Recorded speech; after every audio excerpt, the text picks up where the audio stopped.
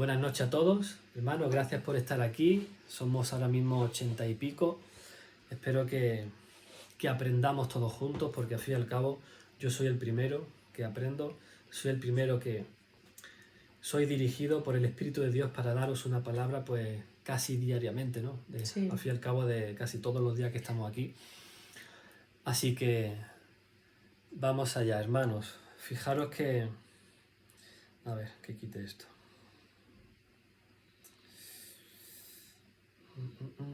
No lo podemos poner más alto. Vamos a hablar sobre las mujeres... Sube un poco el volumen, que no se oye. No sé. A ver, ahora, ¿se escucha bien? ¿Me escucháis bien todos, hermanos? ¿Me se escucha? ¿Me se escucha? ¿No escucha bien? Si no, dale más volumen al teléfono. ¿Sí? Venga, sí, porque aquí sí que va. Todos me escuchan bien, vamos allá. Vamos a hablar hoy sobre las mujeres que sostienen el reino, o más bien que sostuvieron el reino de Dios. Vamos a hablar sobre el ministerio de Jesús. Fijaros que hablar del ministerio de Jesús es hablar del movimiento más transformador de toda la historia. Pero muy poca gente se detiene a pensar algo totalmente simple, como por ejemplo, ¿cómo se sostenía todo eso? O sea, el ministerio de Jesús. O sea, ¿quién financiaba sus viajes? ¿Quién pagaba la comida, la ropa, los desplazamientos? ¿A que tú nunca has escuchado eso? O sea, ¿quién sostenía 12 discípulos adultos durante más de 3 años? ¿Cómo sobrevivía un equipo que había dejado sus trabajos todos? ¿Cómo viajaba Jesús por tantas ciudades? ¿Había finanzas? ¿Había logística? Eso es lo que vamos a ver esta noche. Porque Jesús no vivió desconectado del mundo. Él caminaba, Él comía, Él dormía, Él viajaba, Él se hospedaba, Jesús enseñaba, Él multiplicaba, Él ministraba. Y todo eso requiere una estructura. Y lo impresionante de esto es que Jesús modeló la forma más pura de un ministerio sostenido por fe, por honra, por transformación y por provisión divina, completamente independiente de los sistemas religiosos. ¿Estáis conmigo? Y encima Jesús lo hizo de una manera tan ordenada, tan limpia y tan sobrenatural que hoy, después de 2000 años después, su modelo sigue funcionando. Así que vamos a verlo paso por paso, porque esto es muy interesante, hermano. ¿Cuál era el sostén principal del ministerio de Jesús? Las mujeres discípulas. Fijaros que este tema casi nunca se predica porque confronta estructuras, confronta mentalidades religiosas y modelos ministeriales que están totalmente invertidos. Pero si uno lee Lucas capítulo 8, del verso 1 al verso 3, simplemente 3 versículos, sin filtros religiosos, se abre una cortina de revelación. Lucas capítulo 8, verso 1 del verso 3, lo voy a leer. Fijaros lo que dice ahí, lo que escribió Lucas. Dice, aconteció que tiempo después que Jesús caminaba por ciudades y por aldeas, predicando y anunciando el evangelio del reino de Dios. Dice que lo acompañaban los 12. ¿Quiénes? Pues los 12 discípulos, ¿no? Y no eran solo los 12, y algunas mujeres que habían sido sanadas, ojo, no dice liberadas, dice sanadas, bueno, de espíritus malignos y de enfermedades. Interesante. Pero es que lo detalla aquí Lucas. Lucas no se queda corto, dice María, a la que llamaban Magdalena, de la cual habían salido 7 demonios. Juana, mujer de Chuza, intendente de Herodes, y Susana y otras muchas que le servían y le ayudaban con sus propios bienes. Interesante esto, ¿no? Pero esto lo hemos leído todo mucho. Lo hemos leído así, claro que sí, ya lo sabemos, pero vamos a profundizar. Fijaros, dice que le acompañaban los 12 y algunas mujeres, las cuales asistían con sus bienes. Esta frase es una bomba, es una bomba nuclear. ¿Por qué? Porque define el modelo económico del ministerio de Jesús. Define, escúchame bien, define quién lo sostuvo, cómo lo sostuvo y por qué lo sostuvo. No fue Roma, no fue el templo, no fue una institución, fue un grupo de mujeres transformadas por él. Qué fuerte. ¡Wow! ¿Cómo os quedáis? ¿Cómo se Dios te queda el mío. ojo? Ahora bien, viendo estos versículos, dice que algunas mujeres, las cuales le asistían, le servían con sus bienes. Vale, la palabra griega diaconeo, para esta palabra, para servir, que muchos la han escuchado, no significa echar una ayudita, un apoyo, para nada. Diaconeo en el griego del siglo I significa servir de manera activa. Significa sostener un ministerio de forma estable. Es apoyar económicamente, es encargarse de las necesidades logísticas, es proveer recursos y patrocinar una obra, una misión. ¡Puf! Esto no era asistencia emocional, no era hospitalidad, era financiación. Y ojo, no cualquier financiación, sino una financiación continua, fiel y estratégica. Y aquí Jesús rompió el esquema religioso de esa época, porque los rabinos del judaísmo del Segundo Templo no aceptaban que las mujeres viajaran con ellos, que fueran discípulas formales, ¡Hala! y menos aún que sostuvieran su ministerio económicamente. Eso no entra, es imposible. Eso se traduce a un escándalo. Eso es un escándalo. Es un escándalo. Jesús, fijaros, pero Jesús no pidió permiso al sistema religioso, como tampoco nosotros pedimos permiso a ningún sistema religioso. Y si Jesús no lo hizo, yo no lo voy a hacer. Jesús no ajustó su ministerio a la cultura. La cultura tuvo que ajustarse a él. Qué bueno. Repítelo. Jesús no ajustó su ministerio a la cultura, a la tradición de esa época, sino que la cultura, la tradición, la religión tuvo que ajustarse a él, hermanos. Él permitió que mujeres caminaran con él y que sostuvieran la obra de Dios. Y esto es revolucionario incluso hoy en día. Y ahora vamos a ver los perfiles de las mujeres que sostuvieron al Mesías y a los discípulos. Vamos a examinar un poco los perfiles de estas mujeres. Porque aquí no estamos hablando de hermanas de buena gente, o hermanas piadosas, o hermanas que no tienen nada que hacer, no, para nada. Fijaros que Lucas, el escritor Lucas, menciona nombres porque eran mujeres espiritualmente peligrosas, poderosas, transformadoras y económicamente relevantes. Relevantes, me he equivocado. Vamos a verla una por una. Primero tenemos a María Magdalena. Fijaros, María Magdalena. Lucas dice que Jesús la liberó de 7 demonios. O sea, 7 demonios. O sea, imaginaros, si cada demonio tiene una función específica, cada demonio dañaba algo, alguna parte de su vida. Uno puede ser un espíritu de enfermedad, otro un espíritu de opresión, otro un espíritu de ruina, otro un espíritu de... no lo sé, pero imaginaros, 7 demonios.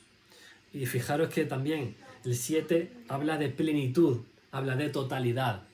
O sea, que no era casualidad los demonios que tenía esta mujer, esta señora. O sea, María estuvo completamente oprimida y luego completamente liberada. Cuando alguien es liberado con esa magnitud, ese alguien se vuelve peligrosamente generoso. Qué bueno. El agradecimiento se transforma en entrega. Y María Magdalena es un retrato profético de esto. O sea, lo que Jesús te quita, tú lo conviertes en siembra. Lo que Jesús te restaura, Qué bueno. tú lo conviertes en un apoyo para el reino. Del lugar donde tú fuiste libre, brota tu mayor nivel de generosidad. Qué bueno. Por eso ella no solamente siguió a Jesús, ella invirtió en Jesús. ¡Wow! Qué bueno. Luego seguimos. Tenemos a Juana. Juana, la esposa de Cuza. Y Juana estaba casada con Cuza. ¿Quién era Cuza? Era el administrador de Herodes Antipa. Y esto es fuerte, hermanos, porque Herodes tenía el poder político. Cuza gestionaba la economía del palacio. Y Juana tenía acceso directo a los altos recursos. Y de ese nivel económico, ella decidió sostener financieramente el ministerio del Mesías y sus discípulos. O sea, dicho de otra manera que va a romper... Esto es una bomba. El sistema pagaba el sueldo del marido, pero ese dinero terminaba sirviendo al reino de Dios. Qué bueno. Vuelvo a repetirlo. El sistema pagaba el sueldo al marido, pero ese dinero terminaba sirviendo al reino de Dios. Dios siempre levanta gente dentro del sistema para financiar lo que va a romper ese mismo sistema. Repite. Dios siempre levanta gente, personas dentro del sistema para financiar lo que luego va a romper ese mismo sistema. Oh, qué bueno. Y Juana, escúchame, Juana, es un recordatorio de que Dios tiene patrocinadores escondidos. Dios tiene gente posicionada sobrenaturalmente. Dios tiene personas en lugares estratégicos de gobierno, de empresas, de estructuras y de entidades. ¡Wow! Dios mío, wow. Luego, ¿quién más? Tenemos a Susana. Fijaros que cuando Lucas menciona a Susana es un nombre sin contexto, no se habla de ella. ¿Y por qué? Es porque todo el mundo en ese tiempo ya sabía quién era Susana. Y si Lucas le pone nombre es porque era una mujer rebelante. Era una mujer influyente, era una mujer reconocida y también probablemente era una mujer con una economía muy fuerte. Y hoy hay Susanas en cada mover de Dios, en cada parte, en la dispersión del mundo. Hay Susanas en cada mover de Dios. Y aparte, ¿qué más? Dice que había muchas otras. O sea, que no eran 3 mujeres, eran un ejército. Muchas, o sea, un grupo grande, amplio, un grupo diverso, un grupo constante. O sea, esto no era un grupito de apoyo en absoluto. Era una red completa de mujeres discípulas, comprometidas, transformadas y sembradoras. Era el equipo financiero del ministerio de Jesús. Era la primera intercesión económica del reino de Dios. ¡Wow! Qué bueno. Pero fijaros, escucha esto. Jesús dignificó a la mujer a un nivel que la religión nunca toleró. Porque Él no solo recibió su apoyo, Él la aprobó públicamente. Y Jesús no escondió a las mujeres que lo sostenían. Y Lucas tampoco lo sostuvo. Bueno. Lucas lo escribió ahí. Después, el primer financiamiento del reino vino de corazones transformados, no de instituciones. O sea, no vino del templo, no vino del Sanedrín, no vino de César, vino de gente renovada por el Espíritu. El reino empezó financiado por agradecimiento. Y Jesús formó un modelo ministerial donde la mujer tiene un rol activo, un rol espiritual y económico. Eso significa que la mujer no es un accesorio del reino, no es una ayuda secundaria, es columna, sostén, es protagonista, y Cristo mismo lo mostró. El movimiento más poderoso de la historia de todos los tiempos no empezó con gente rica, sino con gente transformada, con gente común, pero con un corazón encendido. Porque el reino nunca ha dependido de gente importante, sino de gente agradecida. Entonces, el primer financiamiento del reino no vino de hombres ricos, ni de sacerdotes, ni de reyes. Vino del bolsillo y del espíritu de mujeres que habían sido tocadas por el fuego de Dios. Mujeres libres, mujeres agradecidas, mujeres valientes, mujeres generosas y llenas del Espíritu Santo. Qué bueno. Y el reino de Dios empezó así. Y cuando Dios quiere desatar un mover, muchas veces empieza igual. Luego seguimos. Luego tenemos la hospitalidad como provisión también. Porque en nuestra mente moderna pensamos a lo mejor en hoteles, en reservas, en apartamentos turísticos. Pero en el siglo I no existía eso. Sí existían posadas y tal, pero no como lo que existe ahora. Fijaros, los viajes largos dependían totalmente de la hospitalidad, que era un detalle social. Perdón, no era un detalle social, sino era una cultura espiritual. O sea, la hospitalidad era el ADN del Medio Oriente antiguo. La hospitalidad. Vemos a Abraham, por ejemplo, cuando vio a Jesús y a los dos ángeles. O sea, esto significa dar comida y bebida. O sea, ofrecer una cama, un lugar donde descansar. Brindar protección contra ladrones o contra violencia en el camino. O sea, también abrir espacio para la enseñanza, para la adoración, para el diálogo. Y acoger al viajero como si fuera tu mismo familiar, como si fuera tu familia, tu hijo. Y fijaros, y en ese contexto, Jesús, que era un rabino itinerante con un equipo grande, no podía avanzar sin la hospitalidad de quienes abrían sus casas. O sea, fue una provisión diaria, constante, y fue clave para el avance del reino de Dios. Porque la hospitalidad sostenía el ministerio. Mientras que algunos no sostenían el ministerio con sus bienes, como hemos visto. Otros lo sostenían con techo, con comida, con estructura, con orden y con descanso. Entonces, la hospitalidad es también provisión, tanto como lo es el dinero. Porque fíjate, un plato de comida en el reino de Dios se convierte en un combustible para los milagros. Porque necesitamos esa comida, necesitamos. Es cómo funciona el mecanismo del cuerpo humano. Y Jesús eso lo valoró profundamente. Ahora, fijaros qué detalle. Tenemos la casa de Pedro en Capernaum. Era una base apostólica totalmente estratégica. La casa de Pedro no solamente era un hogar, era un cuartel general del reino.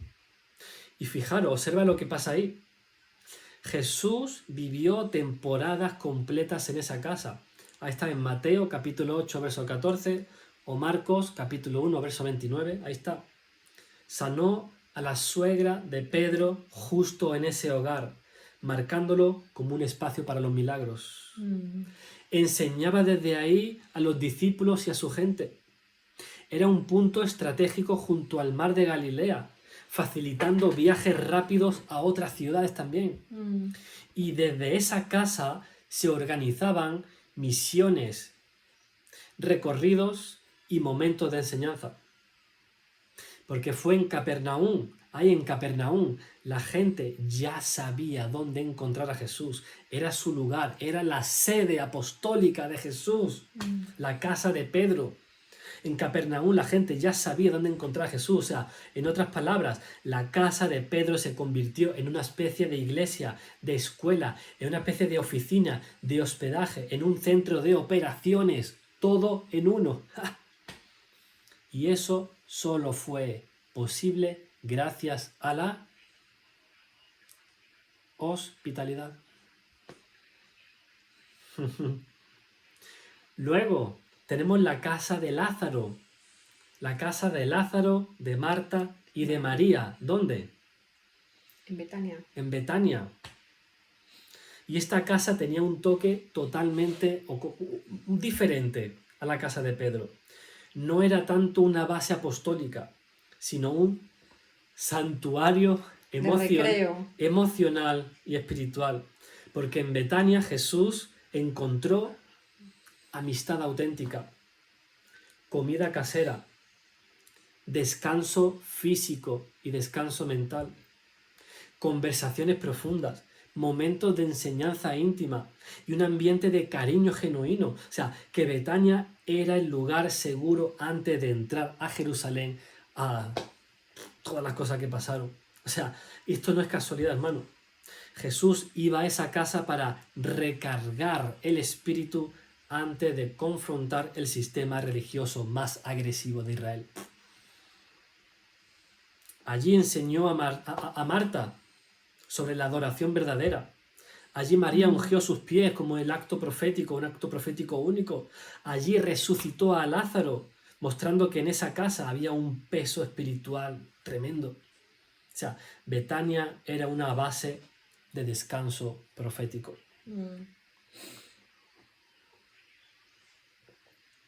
Después también habían otras casas, también muy significativas en su ministerio. O sea, Jesús fue acogido en muchas otras casas y cada una con una función específica distinta. Voy a poner un ejemplo. Por ejemplo, la casa de Simón el leproso, donde la mujer del perfume de alabastro derramó su adoración extravagante. O sea, allí la hospitalidad abrió la puerta a una de las mayores revelaciones proféticas de adoración que existe. Ya hemos hablado de ello. También en la casa donde Jesús comió con pecadores. Fíjate, Jesús aceptaba invitación incluso de los publicanos y de gente marginada. Allí iba Jesús con sus discípulos. Entonces allí cada comida se convertía en una plataforma de gracia. También las casas donde él enseñaba, o sea, la gente se apiñaba de tal manera que había que romper el techo para bajar los enfermos. Escúchame lo que te voy a decir. Una casa con hospitalidad se convierte en un lugar de milagros. Una casa con hospitalidad se convierte en un lugar de milagros. Ahí tenemos el ejemplo de Eliseo con la tsunamita. Cómo le ofreció una habitación, una cama, un escritorio, le ofreció todo, hasta aire acondicionado tenía el profeta Eliseo. ¿Y yo qué puedo hacer por esta mujer? Pues que no tiene hijos. ¡Pum! Al año siguiente estarás encinta. ¡Ah! Dios mío. Jesús no siempre sanó en las plazas públicas. Muchas sanidades ocurrieron dentro de hogares que lo recibieron, que abrieron sus puertas de hospitalidad. Además, fijaros que todo esto llevaba una logística. Si tú no te has parado a pensar, a meditar en esto. Cuando Jesús entraba a una casa, él no iba solo, iba con los 12. Iba con los 12 más discípulos, más las mujeres que le seguían. O sea, ¿esto qué implicaba cuando entraba a una casa? Preparar comida. No para uno, imagínate que entran en tu casa, Dios mío, decenas de personas. Preparar comida, limpiar espacios, reorganizar habitaciones, atender a decenas de personas, acomodar a los enfermos, gestionar el ruido que se montaba ahí, preparar lugares para la enseñanza y mantener todo el orden del día. Esto es tremendo, hermano. O sea, cada hogar que recibía a Jesús se convertía en un centro vivo del reino de Dios. Y la hospitalidad era una forma de siembra tan poderosa como es la económica. Qué bueno. ¿Qué te parece? Me parece estupendo. Wow. Y lo creo, ¿eh? Dios mío, claro que sí. Y ahí es donde todo se une, hermanos. La hospitalidad abrió las puertas para los milagros. Cada casa que lo recibía se convertía en un territorio lleno de la gloria de Dios. La hospitalidad expandió el reino de Dios sin necesidad de estructuras humanas, porque Jesús no necesitó templos, necesitó hogares dispuestos. La hospitalidad creó puntos estratégicos de descanso y de recarga, porque incluso el Hijo del Hombre necesitaba un lugar donde recostar su cabeza. La hospitalidad no era un detalle cultural, era parte del engranaje profético que movía el reino. Cada casa que abría se transformaba en un altar. Cada mesa servida se transformaba en una plataforma de enseñanza. Cada habitación disponible se convertía en descanso para el Mesías. Y cada hogar dispuesto contribuía a que la gloria de Dios se extendiera. O sea, que el movimiento de Jesús avanzó gracias a corazones generosos. Y también gracias a hogares abiertos. Estamos aquí, hermanos. Estamos aprendiendo sobre el ministerio de Jesús. Yo sí. ¿Quién más? ¿Quién Escribe, más? aprendo. Estoy aprendiendo. Hemos leído 3 versículos y no lo entendemos. Hay que profundizar. ¡Wow! Cómo funciona la estructura del reino de Dios. ¿Qué más? También tenemos las ofrendas espontáneas. Las ofrendas espontáneas en el ministerio de Jesús no eran campañas, no eran manipulación, no eran discursos de presión. Eran respuestas inmediatas de corazones transformados. Nadie daba por obligación. El dar fluía del impacto directo de la presencia de Jesús. Cuando Él tocaba a alguien, esa persona entraba automáticamente en la dimensión de generosidad. De querer ofrendar. ¿Qué puedo hacer? Yo quiero, si no tengo lo que sea, voy contigo. El reino de Dios nunca se sostuvo por gente presionada, sino por gente encendida. Por ejemplo, hay muchos, pero voy a poner un ejemplo que me ha gustado. Tenemos a Zaqueo. Zaqueo tenía fama de ser un ladrón profesional. Como alguien, bueno, no sé si decir el nombre. Os podéis imaginar.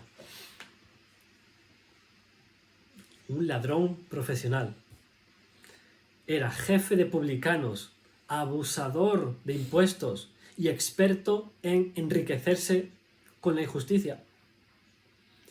Pero una sola visita de Jesús le arrancó, le extirpó la avaricia de raíz.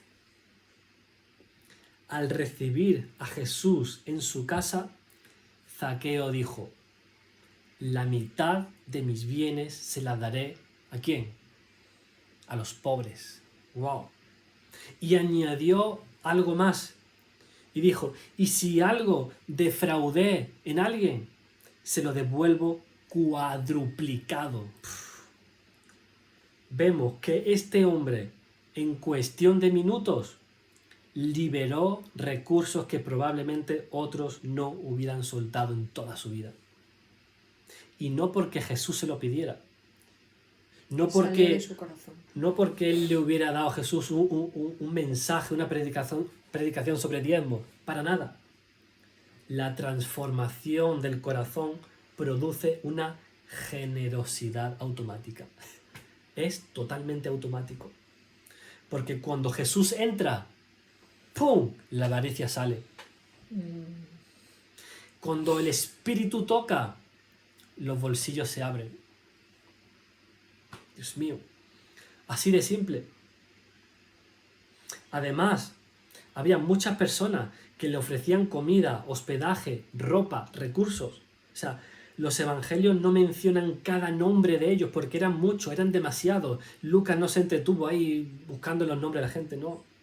Porque donde Jesús pasaba, la gente le daba comida, le daba techo. Donde Jesús pasaba, la gente le daba ropa, le daban objetos de valor. Donde Jesús y sus discípulos pasaban, le daban provisiones para los viajes, claro, elemento para los discípulos y apoyo práctico y logístico. O sea, era una ola de generosidad espontánea.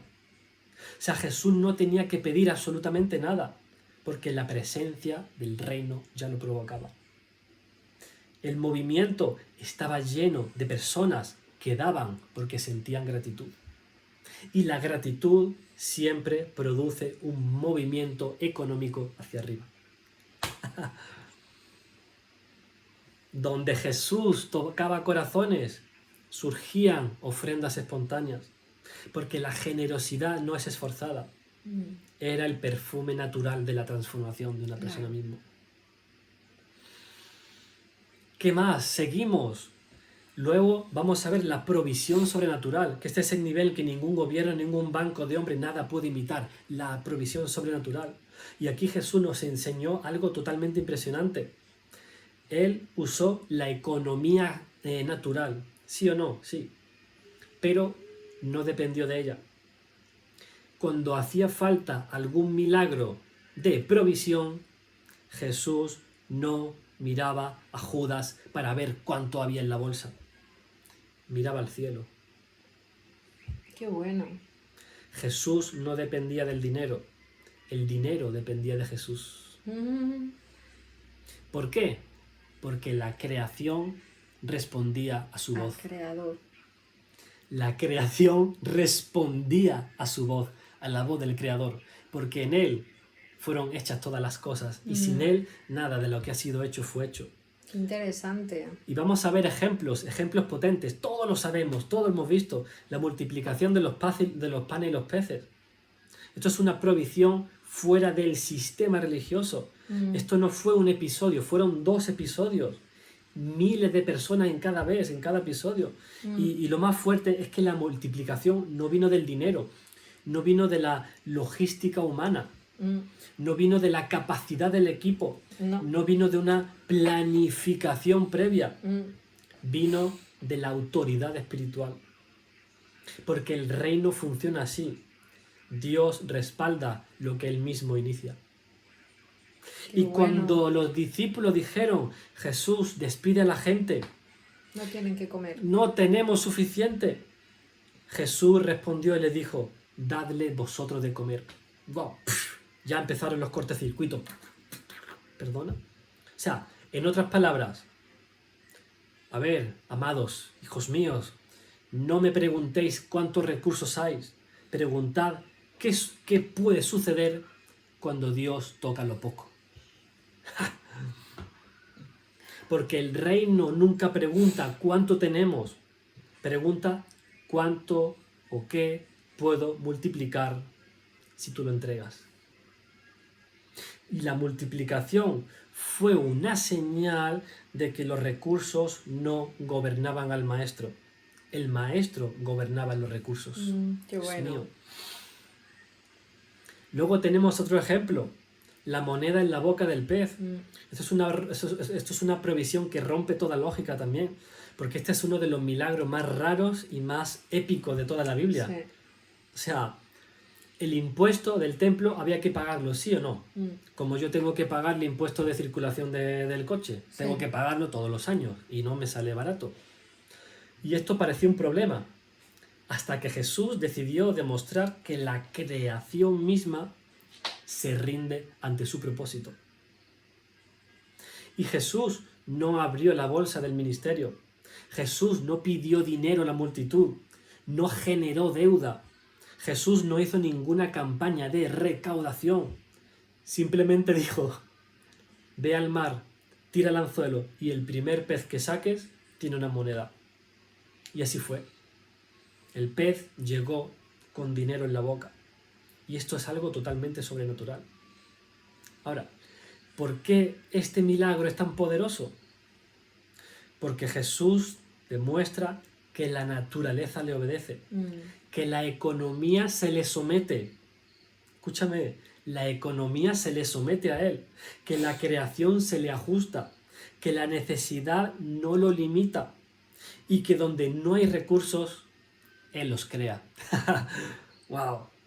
La creación sostenía al Creador. Y esto es una enseñanza brutal, hermanos. Cuando el propósito es de Dios, no solo las personas responden, sino que la creación misma responde. Qué bueno. Y Jesús no estaba en absoluto preocupado por los recursos, porque Él es la fuente de los recursos. Claro. Dios mío, wow. No le afectaba.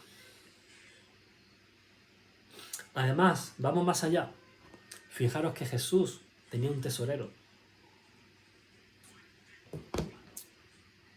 Vamos a analizar esto porque esto también es explosivo. Para entender que Jesús tenía un tesorero, esto cambia también totalmente nuestra percepción del ministerio. Porque para tener un tesorero implica estructura, implica economía, implica movimientos reales, implica logística y también implica responsabilidades. ¿Y quién era el tesorero? Escribidlo. ¿Quién era el A tesorero? ver, esto es De primero de escuela dominical. ¿Quién era el tesorero? ¿Quién era el administrador? Gente dice ¿Cuál de Judas. los dos? Porque había dos. Tenía un apellido característico. Bueno, todos sabemos quién es. Judas, eso es Lupe, Iscariote. El tesorero era Judas Iscariote. Mi madre. El malo. El malo. El malo. El mismo que traicionó a Jesús. Ah. Porque dice la palabra, ¿no? En Juan capítulo 12, verso 6, que Judas tenía la bolsa, tenía una bolsa, ahí estaba todo. Y aquí hay más revelancia de lo que parece. Fijaros, que Jesús tenía un fondo económico. O sea, no se necesita un tesorero si no hay dinero. Había un fondo, había un recurso, había una economía funcional. Amén. La bolsa estaba llena de ofrendas.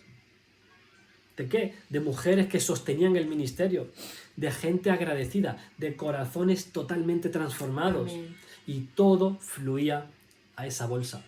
O sea, había un movimiento de dinero, ingresos, salidas, Sí. compras, administración, no había nada improvisado. Y fijaros que había necesidades reales, comidas, viajes, mantas, herramientas, hospedaje, aceite para las lámparas, provisiones para caminatas largas de viaje durante semanas. No. Pero ¿sabéis qué más había? Había ayudas para los pobres. Jesús dirigía sus recursos hacia los necesitados, no solo hacia su propia misión. Y había una administración diaria. O sea, el ministerio de Jesús no era un viaje hippie. ¿No era un qué?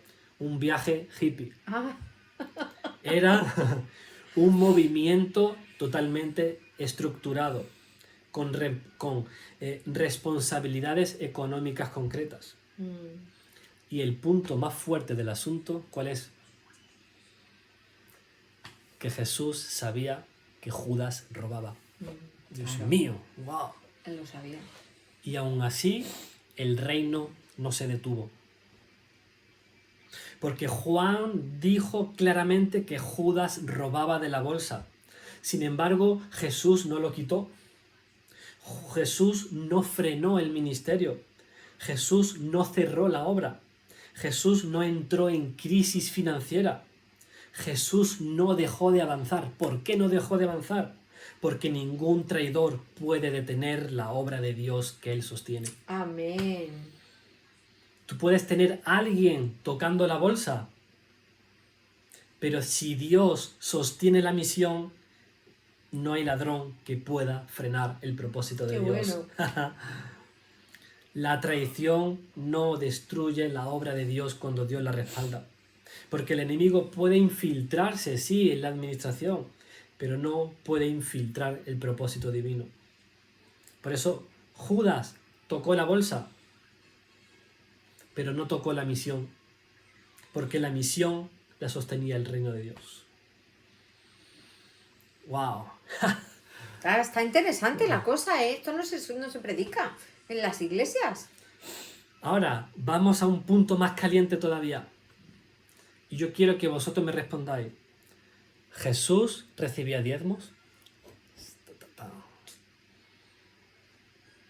Pon el sí, no. ¿Hacemos una encuesta? Venga. Vamos a hacer una encuesta. Vais a ver arriba un emoji contento y otro llorando. El Tenéis- contento es que sí, aceptaba. Vale. Y el que está llorando es que no.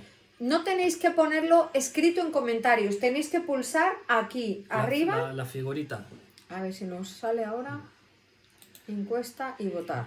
Vamos a ver. Venga, vamos a ver. Bueno, y después vamos a ver quiénes son los que dicen que sí, que no. como un examen. Jesús recibió diezmos, No me deja ¿sí hacerlo. o no? Bueno, pues si no, da igual. No me deja. Bueno, No sé por no qué. pasa nada. Jesús, contestadme sí o no. Jesús recibió diezmos, ¿sí o no?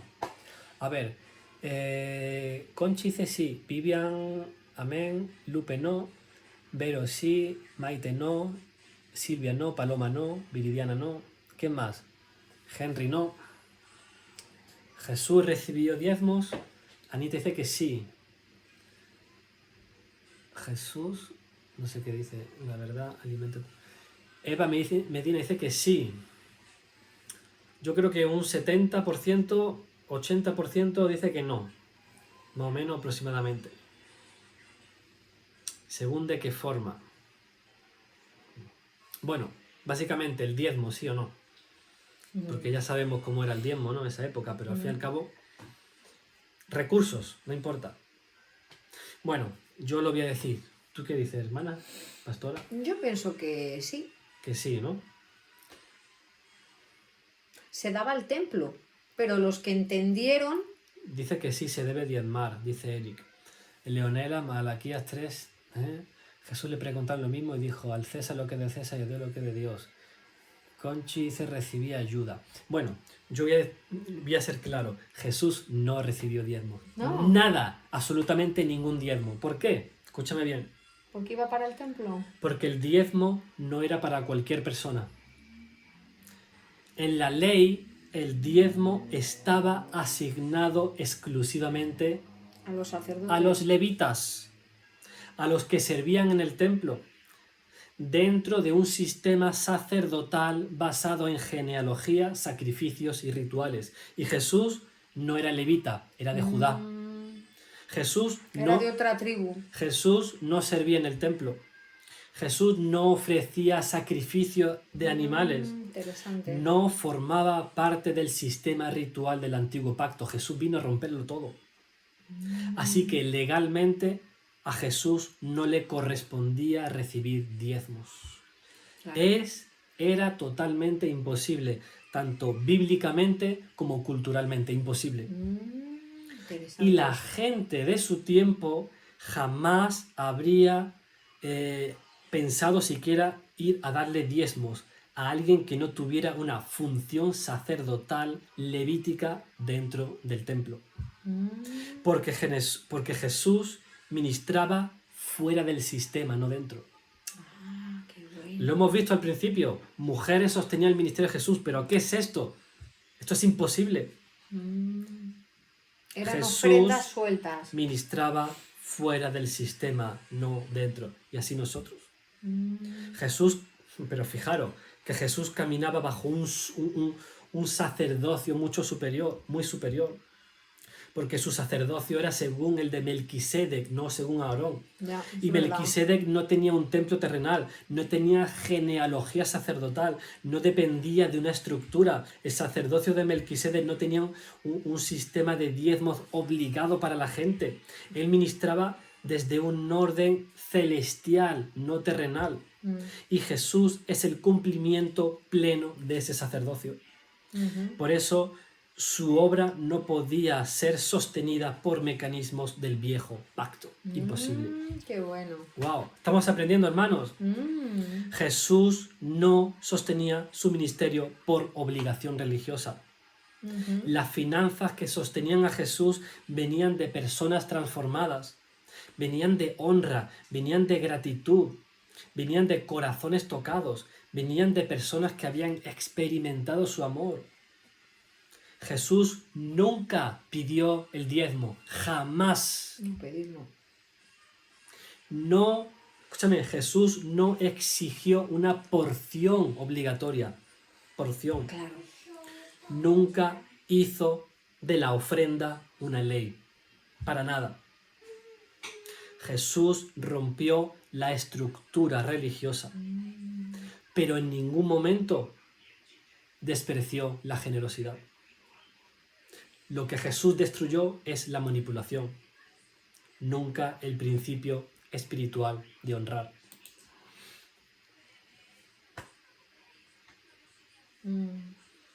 Y lo impresionante de todo esto es que, o sea, el misterio más profundo que ha existido en la tierra es que no fue el ministerio de Jesús, no fue sostenido por imposición. O sea, fue sostenido por mujeres agradecidas, casas que abrían sus puertas, personas que daban sin que él tuviera que pedirles nada, actos de honra profética, como a la mujer del frasco de alabastro, o sea, provisión sobrenatural cuando era necesaria. O sea, Jesús no vivía del diezmo, vivía del impacto que generaba en las personas. Amén. Jesús nunca enseñó que su ministerio dependía de un porcentaje. Jesús enseñó a dar sin esperar, a dar desde el corazón, a dar con libertad. Jesús nunca estableció una tarifa espiritual. Jesús mostró que el reino avanza por transformación, no por obligación. Y todo esto tiene un significado profético. Aquí es donde encaja todo esto, hermanos. Aquí es donde el tema deja de ser histórico y se vuelve algo totalmente profético. Porque el reino de Dios avanza cuando los corazones cambian, no cuando las personas son presionadas. Lo que sostuvo a Jesús fue gente que fueron realmente sanadas, gente liberada, gente levantada, gente transformada interiormente. Jesús no manipulaba, Jesús no presionaba, Jesús no condicionaba. La gente daba porque Él había cambiado sus vidas. Y ese es el modelo que rompe el espíritu religioso. Y la mujer fue clave en la financiación del reino. Las primeras personas que sostuvieron económicamente el ministerio de Jesús fueron mujeres honradas, agradecidas, mujeres valientes, mujeres fieles, mujeres expulsadas del sistema religioso tradicional, pero totalmente abrazadas por Jesús. Y Jesús dignificó a la mujer. Jesús le dio voz, le dio un lugar. Jesús a la mujer le dio un propósito, le dio valor y le dio honra.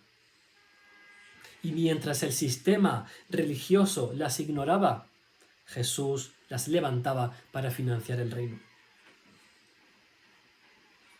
El reino no depende de sistemas humanos, sino que de Dios mismo. Jesús no dependía del templo, ni del Sanedrín, ni de la estructura levítica. Jesús no dependía del sostén del sacerdocio tradicional, ni del sistema de Jerusalén.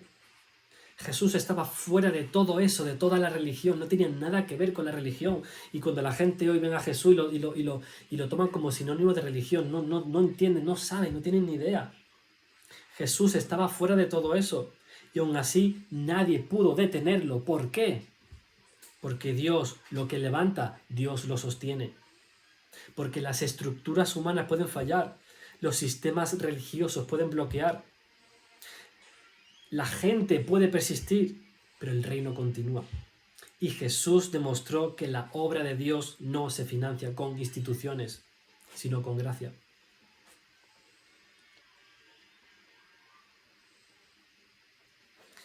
Lo sobrenatural cubre lo que lo natural no puede. Jesús permitía ofrendas, sí, pero cuando no había suficiente comida, la multiplicaba. Jesús aceptaba honra, pero cuando hacía falta pagar algún impuesto, sacaba una moneda de un pez. Entonces, Jesús te conecta con dos niveles.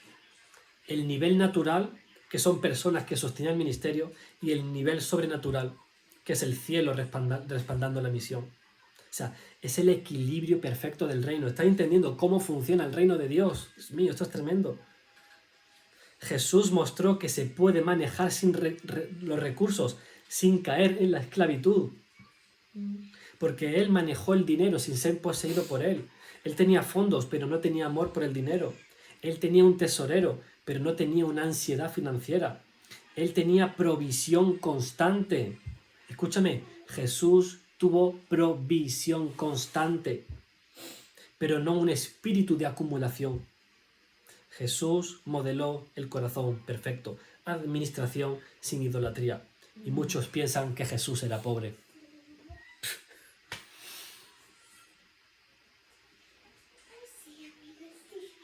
Y este es el modelo que siguió a la iglesia primitiva. Porque la iglesia no inventó un sistema nuevo, simplemente continuó el sistema de Jesús, pero ahora con el Espíritu Santo dentro de cada creyente.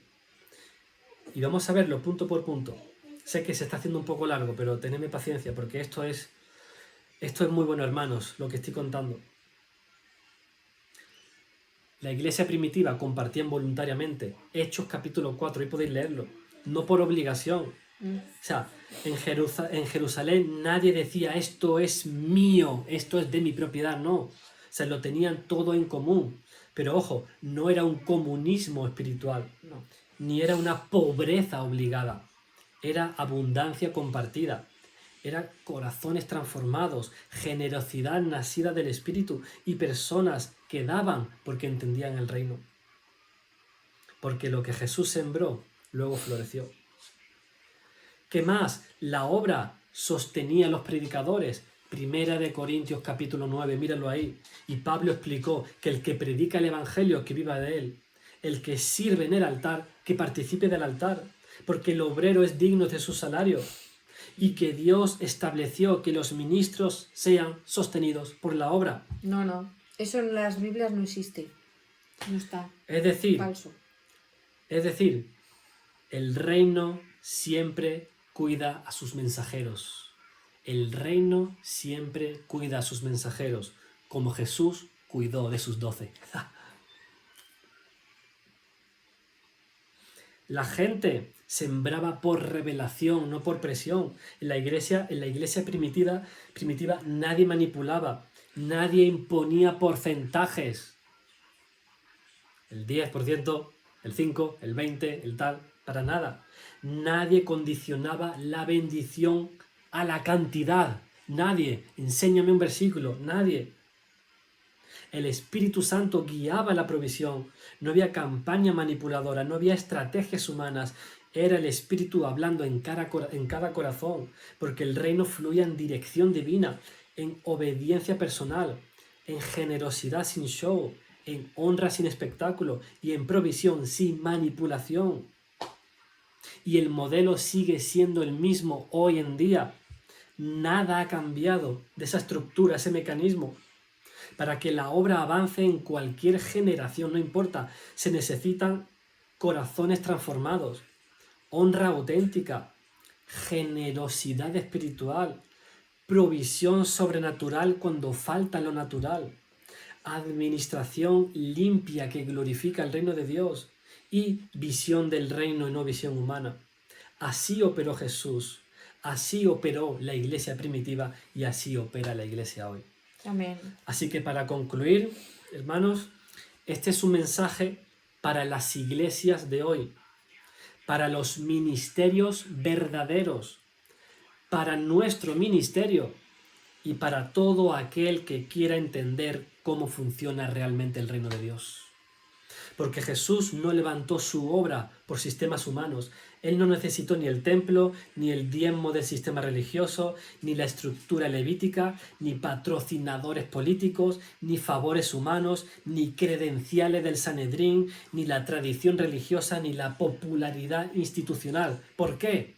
Porque Jesús no dependía de la tierra, Él depende del cielo. Pero sí recibió lo que el reino produce en corazones transformados. Jesús sí recibió honra sincera, cosas que se abrían, mujeres generosas, discípulos comprometidos, ofrendas espontáneas, apoyo logístico, administración interna, milagros de multiplicación y respaldo visible del Padre. Todo eso sí aceptó Jesús, porque el reino fluía porque los corazones estaban ardientes. El ministerio de Jesús fue sostenido por el fuego, no por estructura, no por el sistema, no por la religión, no por la obligación, no por la tradición. Fue sostenido por corazones encendidos, por corazones agradecidos y corazones transformados. Y esto se aplica para la iglesia, para los ministerios de hoy en día. Porque el ministerio verdadero no se sostiene por presión, sino por transformación. Cuando un ministerio es genuino, Dios toca vidas, Mm.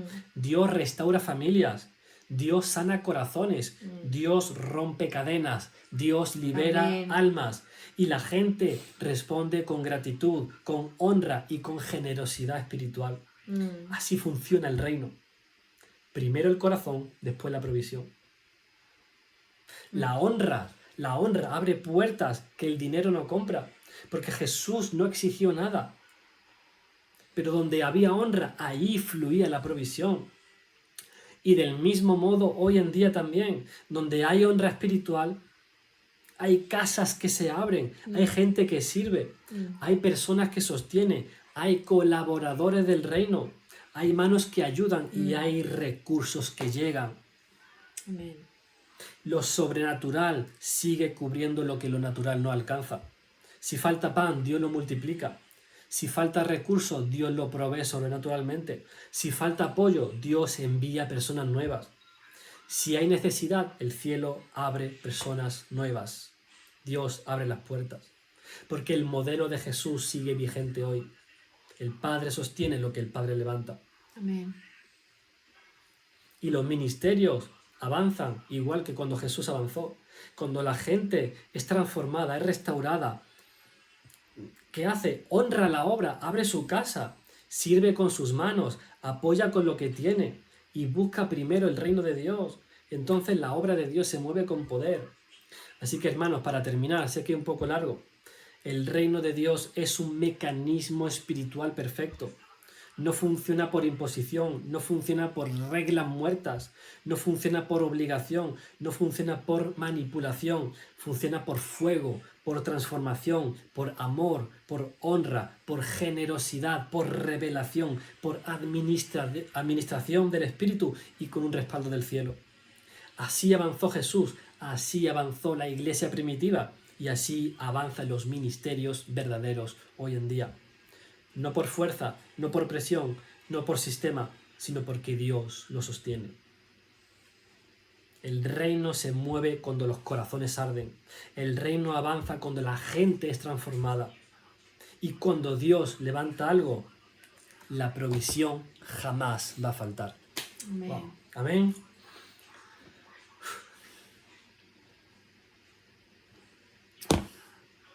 Estamos aquí, hermanos.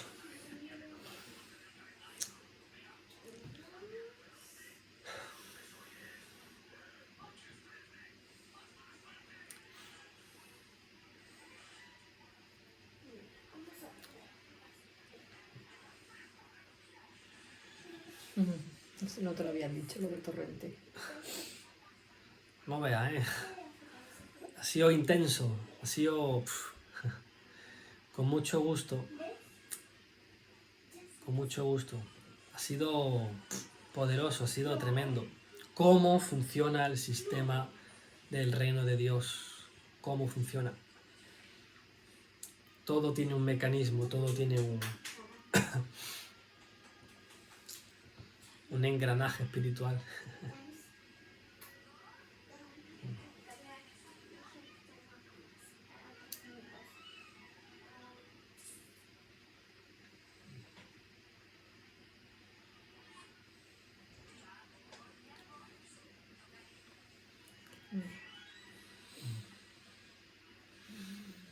Pues sí, Maite, es muy importante este mensaje porque poca gente conoce cómo funciona. La gente sí conoce cómo funciona su sistema, el sistema donde él está acoplado, ¿no? Cómo la gente pues sigue, ¿no? Las tradiciones, dónde va su iglesia, cómo funciona ese sistema. Sí, siguen sistemas religiosos, o sea, siguen al Sanedrín, siguen a los levitas, siguen a... pero realmente no siguen cómo funciona el reino de Dios. Porque incluso cuando hablamos de lo sobrenatural, ya eso pasa a ser otro, eso no tiene ya, pasan de página.